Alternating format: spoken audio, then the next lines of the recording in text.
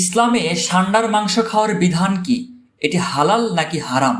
নবী করিম সাল্লাল্লাহু আলাইহি সাল্লামের সামনে একবার তার সাহাবীরা ষান্ডা পরিবেশন করেন।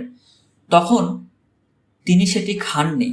সে সময় তার সাহাবীগণ জিজ্ঞেস করলেন, ইয়া রাসূলুল্লাহ সাল্লাল্লাহু আলাইহি সাল্লাম, আপনি কি এটি খেতে অপছন্দ করেন? এটি হারাম? এই প্রশ্নের উত্তরে নবী করিম সাল্লাল্লাহু আলাইহি সাল্লাম বললেন, এটি আমার কওমের খাদ্য নয়, তাই আমি খাই না। সহিহ বুখারী ৫৫৩৭ এবং সহিহ মুসলিম ১৯৪৪। অর্থাৎ এটি তিনি নিজে না খেলেও সাহাবীদের খেতে মানা করেননি, এমনকি সাহাবীরা তার সামনে এটি খেয়েছেন। ফিকহবিদগণ এই সকল হাদিসগুলো বিশ্লেষণ করে বিভিন্ন ধর্মে ষান্ডা খাওয়ার হুকুম নির্ধারণ করেছেন।